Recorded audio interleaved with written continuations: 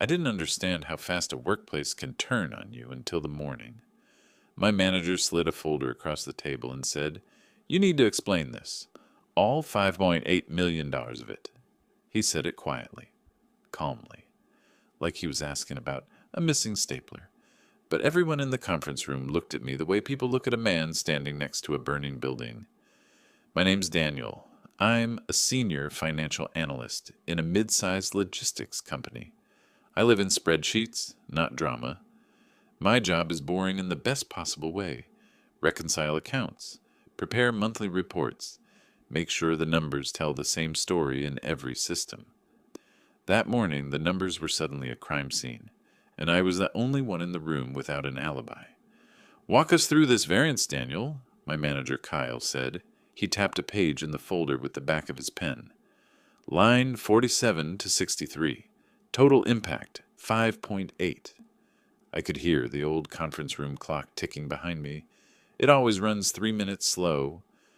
I focused on that for a second, just to stop my heart from pounding out of my chest.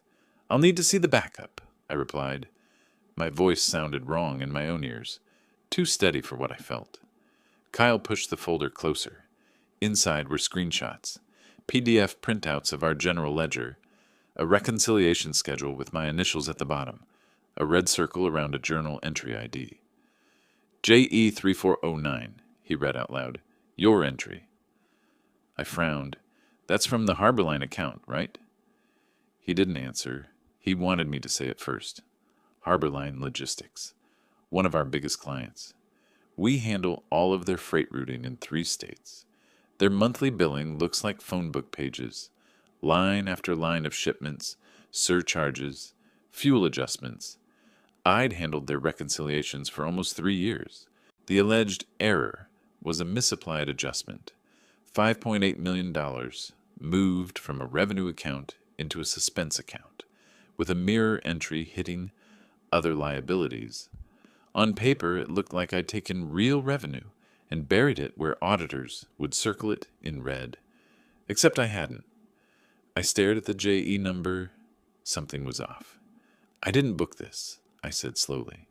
Kyle leaned back, laced his fingers over his stomach, and gave me a look I'd seen before in performance reviews.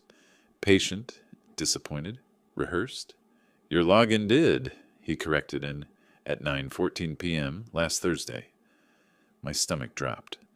Thursday night, I'd been at home, on the couch, watching a game with my laptop closed in my bag by the door. I remember because Jenna, my girlfriend, had joked that I was the only man who brought balance sheets to date night. "Then the log is wrong," I said. "I wasn't online." A junior analyst, Priya, shifted in her chair. Our controller, Marianne, watched me over her glasses, expression neutral, waiting. Kyle sighed. "Daniel, IT confirmed the timestamp. The entry was pushed from your workstation. We're already in Q4 close. I need accountability, not fiction." The word fiction stung more than it should have. I've stayed late for this company. I've fixed other people's mistakes at 2 a.m. I've defended Kyle's decisions to vendors when he overpromised discounts. I opened the folder again and flipped to the backup sheet. It had my initials. DT, same neat letters I put on every reconciliation. Same format, same note style, except the handwriting wasn't mine.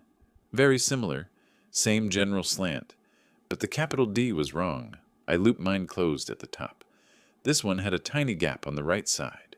It hit me in waves. Someone had copied my style. Closely. Carelessly. "This isn't my handwriting," I said, looking up at Marianne instead of Kyle. "And that JE has no preparer comments." I have always comment. Kyle's jaw tightened. "So now we're arguing penmanship." I ignored him. "Marianne, you know how I document Harborline. There's always a breakdown, shipment runs, rate changes, adjustments by lane. This is just a single lump entry." Marianne took the folder, scanned the page. Her face didn't show much, but she did what she always does when something bothers her. She pressed her thumb against the edge of the paper, like she was testing if it would cut. "Why was a manual journal used at all?"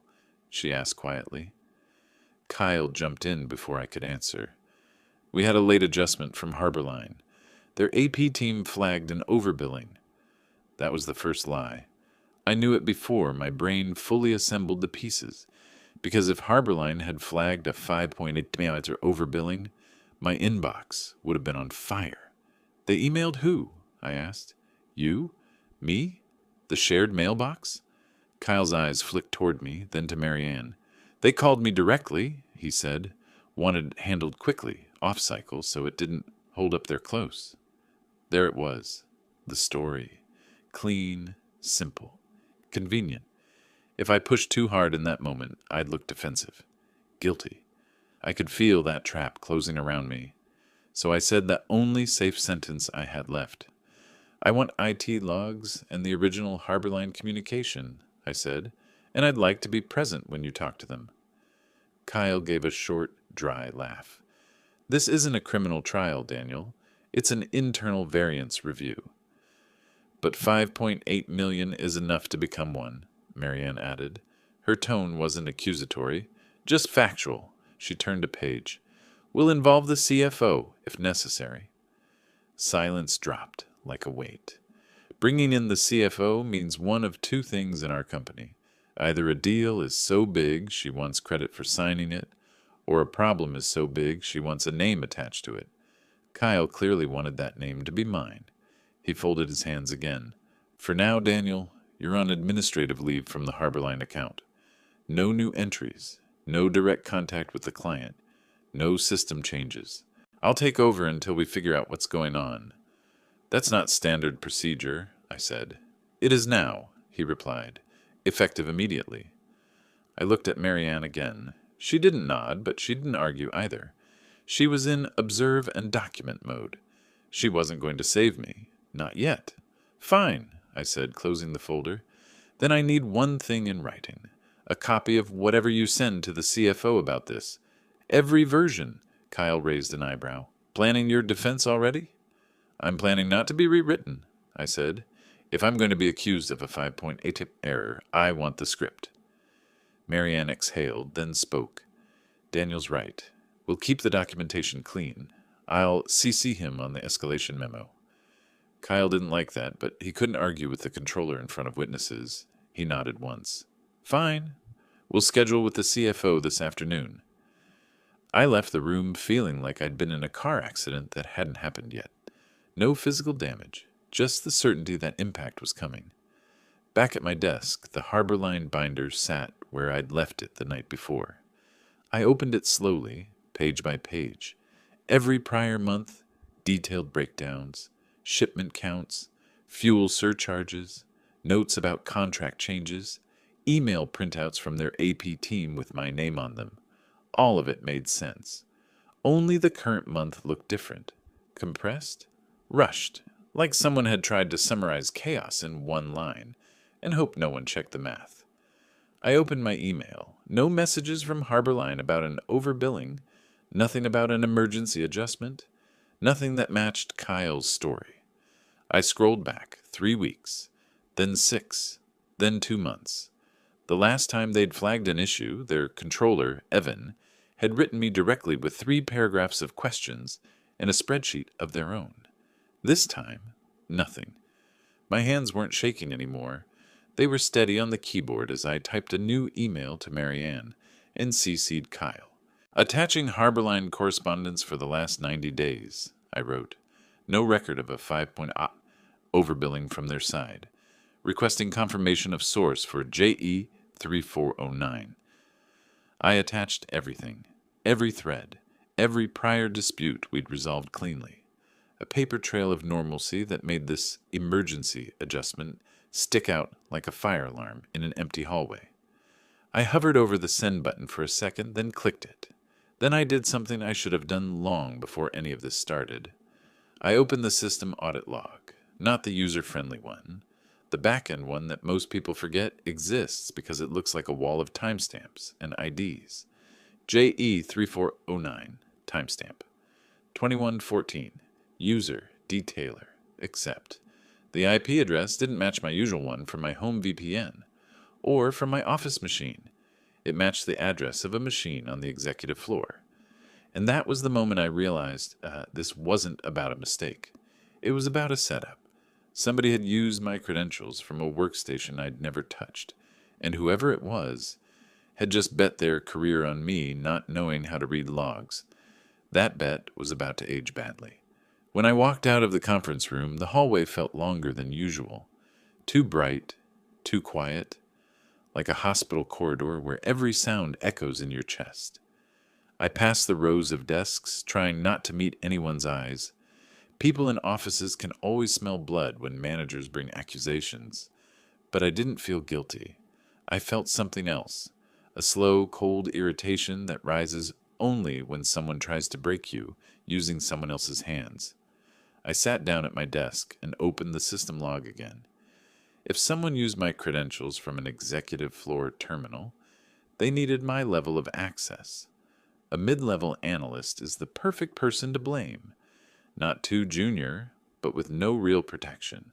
The kind you can dump a problem on. The machine address in the log looked familiar.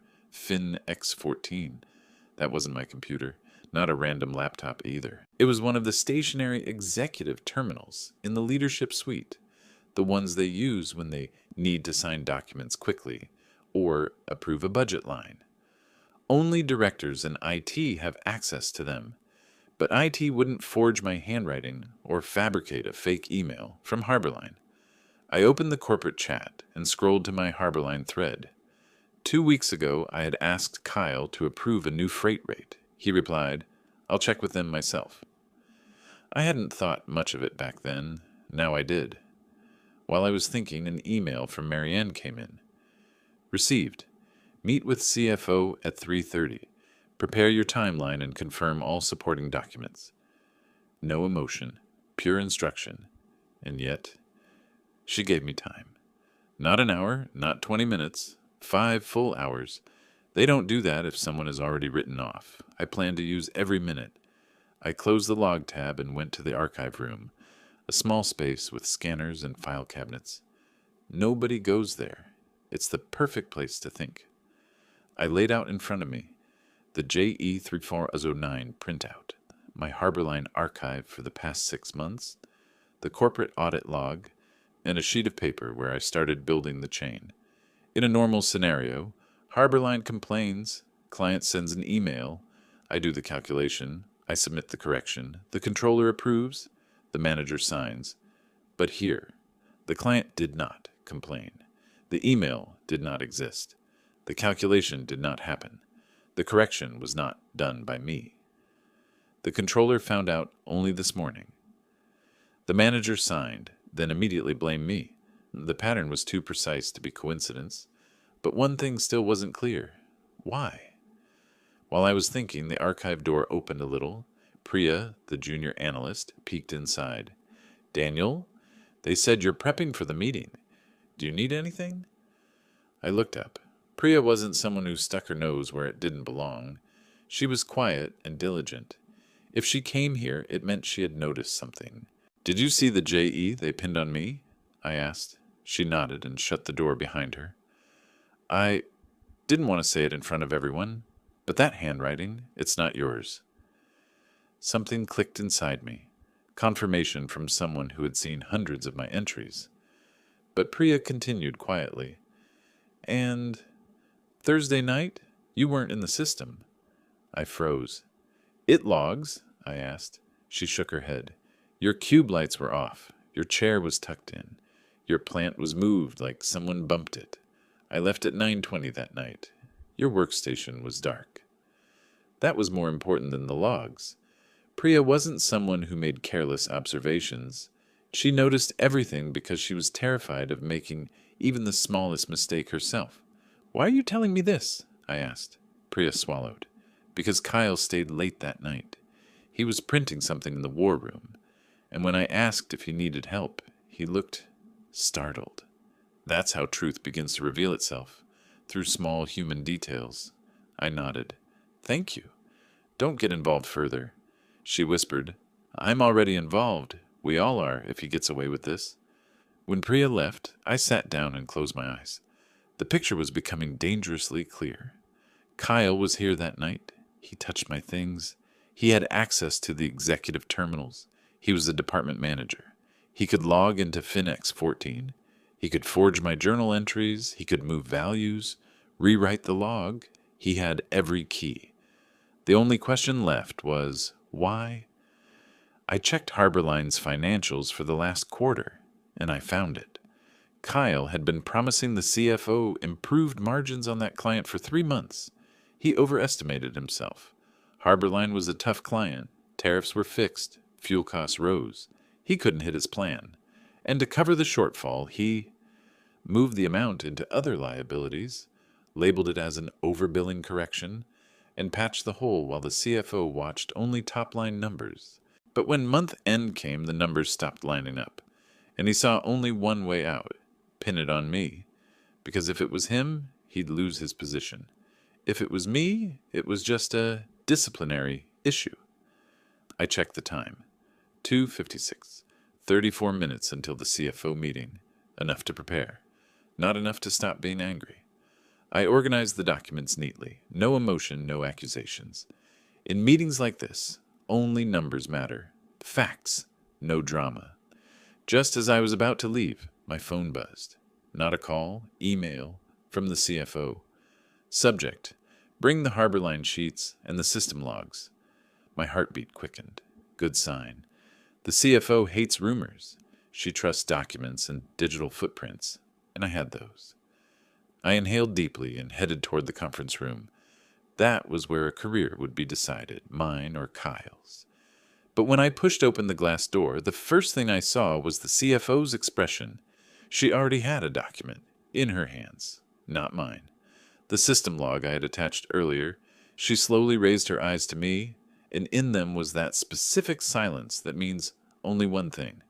Someone had already made a very serious mistake, and it wasn't me.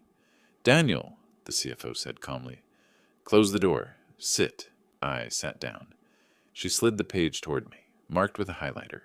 IP address. FinX 14 timestamp. JE3409 user. Detailer physical terminal. Executive floor. "Why?" she asked. "Would your credentials be used from a terminal you don't have access to?" Blood roared in my ears. Here it was. It had begun. The door clicked shut behind me as I sat across from the CFO. She didn't raise her voice. She didn't glare. She simply tapped the printed system log with the back of her pen, once like a judge announcing the start of a hearing.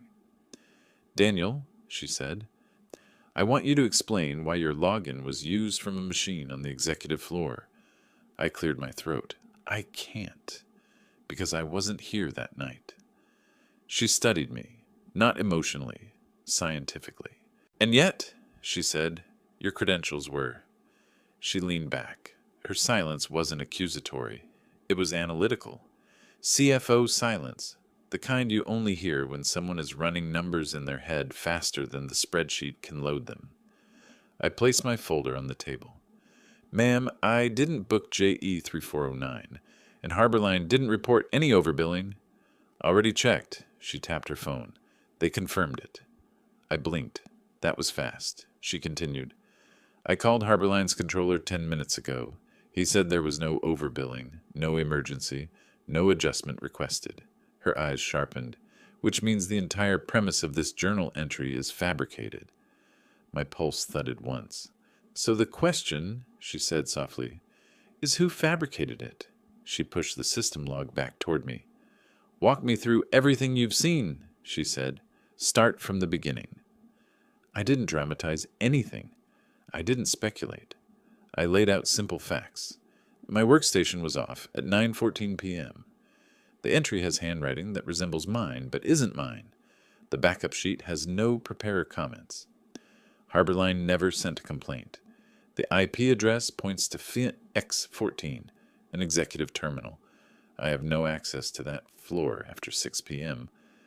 Kyle was in the office late that night, and he was the first to present the JE as my error. The CFO listened without interrupting. Not a single sigh, not a single raised eyebrow. She didn't need drama. Numbers were enough. When I finished, she rested her elbows on the table and steepled her hands. "You're telling me Kyle manufactured an entry to hide a revenue variance and pinned it on you?" It wasn't a question. It was a hypothesis She was already testing. I exhaled. I'm telling you that someone used my login from a computer I don't have access to. Her eye twitched, the tiniest movement. That, she said, is not something a manager can accidentally do. She stood and walked to the window. From the 16th floor, you can see the entire city. Narrow roads, freight trucks crawling along the highway, distant cranes framing the skyline. She wasn't looking at any of that. She was thinking. When did Kyle start promising higher margins on Harborline? She asked. Last quarter, I said. He was under pressure. She nodded slowly. He presented an overly optimistic projection to the board. I told him the client wasn't stable enough for that margin. He insisted he could unlock it. Her tone made it clear she hadn't believed him. And now, she said, we have a 5-point deep error with your initials on it. I swallowed. I didn't make it. I know. She said it flatly, like reading an audit line she had verified herself. But there was no relief in her voice, only calculation. Daniel, she said, turning back to me, your login has multi-factor authentication. It requires your physical token. Do you keep it with your laptop? Yes, I said, always. Where was your laptop Thursday night? At home, in my bag by the door. Did anyone else have access to your desk that day? My mind flicked back. My chair tucked in. My plant moved, Priya noticing Kyle acting startled. I nodded slowly. Kyle was in the office late. Priya saw him on our floor. The CFO's jaw tightened just slightly. Not emotion, but conclusion. All right, she said. Now listen closely. She pulled out her tablet and rotated it toward me. On the screen was something I hadn't seen, an internal monitoring alert from IT, triggered at 9:16 p.m., the same night, unauthorized login pattern, location mismatch, credential anomaly. It was flagged, but never escalated. It never sent this to me, I said. I know, she replied, because Kyle asked them to handle it. The word handle made the air feel colder. She sat again and folded her hands. Daniel, I need you to understand the stakes. If you had frozen or panicked or accepted guilt, this would have ended differently. My throat tightened. She wasn't exaggerating. Look at me, she said. You're not the story here. Kyle is, and he has lied to my face more than once about Harborline performance. I didn't feel victorious. I felt hollow, because offenses like this aren't mistakes. They're the steps of a desperate man trying to hold on to his chair. The CFO slid a crisp sheet of paper across the table. This, she said, is my directive. I read it. Harborline account frozen. All entries locked, pending investigation. No communication sent without CFO review. All system logs to be pulled for the last 30 days. I felt a slow breath slip from my lungs. She wasn't just looking at the one journal entry. She was going after the entire trail. Then she added quietly, Daniel, leave your folder here. Take your phone. Go back to your desk. Act normal. I frowned. Am I suspended? She shook her head. You're protected. And I need Kyle to believe you're rattled, not prepared. Her voice dropped to a near whisper, because what happens next depends on him making one more mistake. A small, sharp spark lit in my chest, the first ember of something that wasn't fear or confusion, something steadier, something with a spine. I stood, understood. As I opened the door to leave, the CFO called after me. And Daniel? Yes? She looked at me with an expression I hadn't seen once in my years at the company. Respect. You handled yourself like someone who knows the truth, doesn't need to shout. I nodded and stepped out. But as I walked down the hallway, one thought kept growing louder in my mind, settling into place like a final puzzle piece. Kyle wasn't done yet, and neither was I. When I stepped out of the CFO's office, the hallway felt different, not quieter, sharper, like the air itself was waiting for something to snap. I walked back to my desk as if it were any other Tuesday, sat down, unlocked my screen, and opened a spreadsheet. I didn't touch a single cell. I let the ambient noise of the office wash over me. Keyboards, quiet conversations, the hum of the AC, all normal, except none of it was normal. Kyle was somewhere nearby, and he didn't know that everything he'd built was already collapsing under its own weight. The CFO wanted him to make one more mistake. She didn't explain what that meant. I didn't need her to. Men like Kyle aren't careful when they think they've won. They get sloppy. They try to clean things that shouldn't be touched. They overplay their hand. And right now, he thought he had me cornered. I kept my eyes on the screen, but I listened. At 3:48 p.m., Kyle walked past my cube. He didn't look at me, too confident, too certain the story was already written. He ducked into the war room, the same room Priya had seen him in that Thursday night. I heard the door click, and then silence, then paper rustling, then the shredder. My pulse jumped. He was destroying something. I waited 5 seconds, 10. Then I stood, grabbed a random folder, and walked casually toward the hallway like I was heading to the copier. When I reached the war room, I slowed. Through the frosted glass, I could see Kyle's silhouette. Hunched over the shredder, feeding pages in a hurry. That was his mistake. The CFO had frozen the Harborline account. Any document he destroyed now would only implicate him further. At the end of the hallway, Marianne stepped out of her office. She saw me, then saw the silhouette in the war room. Her eyes narrowed. She didn't say a word. She just walked toward the CFO's office. It was starting. I returned to my desk and opened Outlook. A new email appeared from the CFO. Stay at your workstation. Do not confront him. Seconds later, another message popped up, this time from IT security. Daniel, we're conducting a live system sweep. You may experience temporary interruptions. My screen blinked once, then stabilized. They were pulling logs in real time, and Kyle had no idea. At 4:12, the CFO emerged from her office with Marianne behind her. They walked with purpose. No hesitation, no discussion. When they reached the war room, the door opened. I didn't hear what was said, but I heard the tone. Sharp, sudden, the kind of tone that slices daylight clean in half. The shredder stopped immediately. 30 seconds passed. 45. Then Kyle stepped into the hallway. His face was pale. Not embarrassed pale, but caught before I planned for this pale. His eyes darted once in my direction, and for the first time all day, he looked unsure. He followed the CFO into her office. Marianne closed the door behind them. I didn't need to hear the conversation to know what was happening inside. Kyle was discovering that the numbers had started talking, and they weren't telling his story. At 4:40, my phone buzzed. Daniel, bring your laptop. CFO's office, now. I grabbed it with steady hands. Not because I wasn't nervous, but because the truth had weight now. It wasn't my burden anymore. It was evidence. When I walked in, Kyle was sitting stiffly in a chair opposite the CFO, arms crossed, jaw tight. Marianne stood by the window with 2 printed reports in her hands. The CFO gestured to the third chair. Sit. I sat. Daniel, she said, you're here because we've completed the first phase of the audit. Kyle's eyes snapped toward her. First phase? She ignored him. She picked up a sheet. This, she said, is the access log for FinX14. It shows your login credentials used at 9:14 p.m. Thursday night. She set it down. This, she continued, picking up another page, is the building access record. You did not badge into the executive floor that night. She picked up the third page. And this is the camera footage of the executive hallway. At 9:13 p.m., Kyle badges into that floor. At 9:14, he approaches FinX14. Your credentials are used 1 minute later.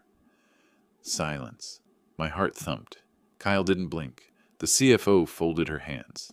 Daniel, she said, turning to me first, is there anything you would like to correct from your earlier statement? No, I said. She nodded. Then she turned to Kyle. Your turn. Kyle opened his mouth, but no words came out. He swallowed, tried again. This is a misunderstanding. I went up to check a file. The terminal was logged in. It wasn't, the CFO cut in. It required credentials. Kyle's jaw flexed. I may have typed something by accident. You typed Daniel's username, she said. I must have been helping him prep an entry. Harborline did not request an adjustment. Kyle's eyes flicked to me again, and I finally understood something. He wasn't clever. He wasn't calculating. He was desperate. Desperation ruins men long before guilt does. The CFO slid one last sheet across the table. This one was different, a printed email chain. Kyle, she said, this is the email you sent IT, asking them not to escalate the anomaly alert. His lips parted. Not to deny. To breathe. You told them, she continued, I will handle it. When she mimicked his words, the temperature in the room dropped 10 degrees. Kyle finally snapped. This is ridiculous. He's the one who made the mistake. He's been sloppy for months. The CFO raised one hand. He went silent mid-sentence. Daniel, she said, leave your laptop here. You are no longer under review. My chest tightened. And Kyle, she continued, turning her full attention on him, you are suspended effective immediately pending a full investigation. Security will escort you from the building.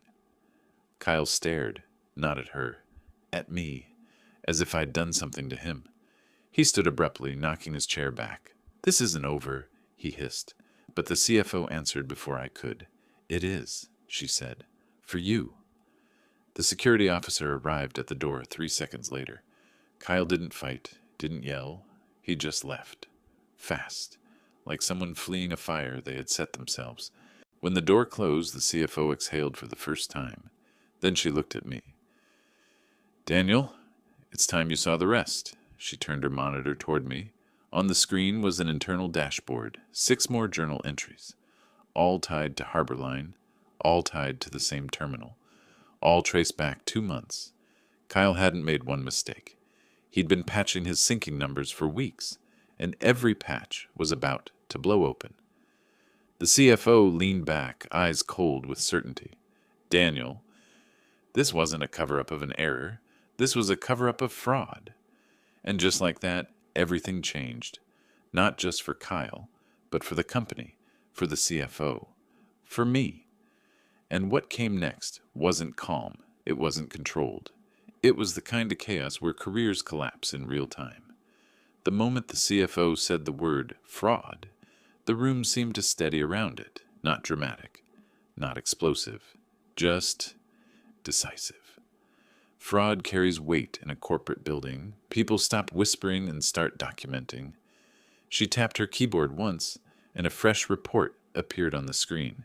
These 6 entries, she said quietly, weren't isolated.